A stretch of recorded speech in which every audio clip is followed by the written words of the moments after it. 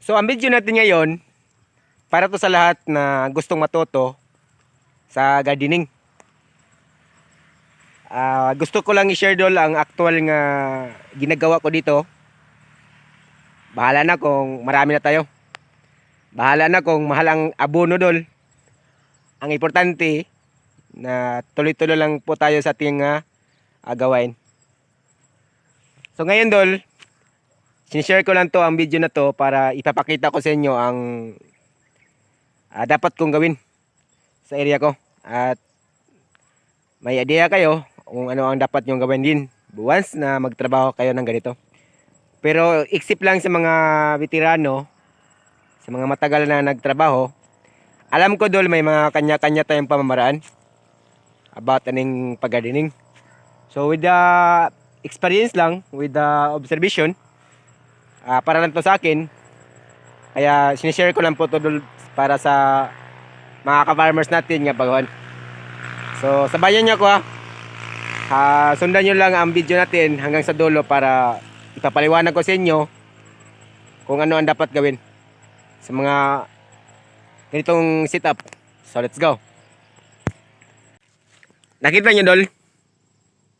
Hindi lang to naka-straight dol, pero yung papunta yan dol. Tapos dito, ganon din dol. So ang una kong gawin dito dol, for example, kasi doon niya dulo eh. Halimbawa, maglagay ako ng tali dito sa itaas. Yung maabot lang po natin dol. Dito. Papunta yun sa dulo. Kung saan kung anong haba ang pwede natin gawin. Tapos dito naman, straight yan dol. So pagkatapos lagyan ng po ng tali dito sa itaas, dito sa baba, maglagay rin ako ng tali. Papunta yan din dun. At dito sa gitna dol, maglagay rin tayo. Para dun po tayo magkapit sa gawin nating sigsag dol. So ganun lang po ang sistema. So ganito. Tapos, para matibay rin dol, ito ang actual talaga itong trabaho. Pagkatapos nyo lagyan ng PC o lobby dol, papunta doon, pati dito hanggang sa dulo dol, ganoon din ang sistema. So ang gagawin nyo pagkatapos halimbawa ito ay vertical papunta doon, mag horizontal kayo dito, kahit alternate yung poste na gagawin nyo. Tapos ito dol, yung area ko, ito ay bagong gawa lang, bagong area. So ang ginagawa ko dito dol, kasi po yun nga, bago. Ang proseso nito, parang ganito siya dol. Ito ang halimbawa na ginawa ko dol. So poste dito, maglagay ako ng, hinukay ko yan. Ito hinukay ko dito. Ito ang taniman po natin ng sitaw. Simple lang to dol. Kung masundan nyo ang video natin, alam kong kaya nyo itong gawin. Sa pagtanim lang to dol. Pero sa pag-alaga naman, yan po din ang importante. Kung gusto kang matuto, sundan nyo lang ang video natin.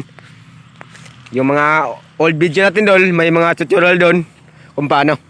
So parang ganito siya dol. So hindi ko muna ito lagyan ng tali kasi po mahirapan tayo sa pagbugkal ito. Naghintay tayo sa ulan dol kung kailan to umulan, para matuloy-tuloy yung trabaho natin ito. So with the estimated ko, ang area nito dol, habulin po natin yung 40 kilos na sitaw dito. Kasi doon sa dati dol, hinahabol ko po yung 60 kilos doon. So kung balang araw, pag umulan na to dol, habulin natin ang 100 kilos sa sitaw lang dol. Ganun po dito sa probinsya. Pero sa ngayon dol, sa totoo lang, yung bulsa ni John Stevie butas. Kasi ilang days na, ilang month na wala tayong trabaho. So kaya yon, hindi ko ikakaya kung ano man ang ginagawa ko ngayon. Ang importante na may share tayo sa inyo.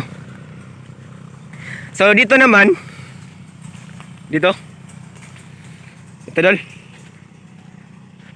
Dito naman sa area natin, dito yung talong natin na may area tayo dito dol.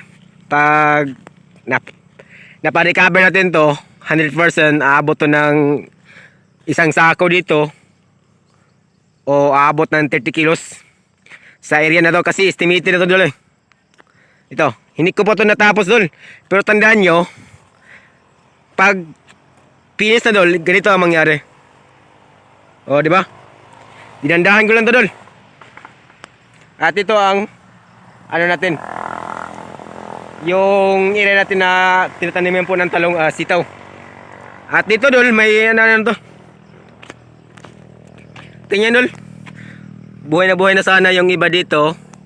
Kaso lang dol, masama ang panahon. Puro na lang ano, hindi naman umulan. Kaya mahirapan tayo nito.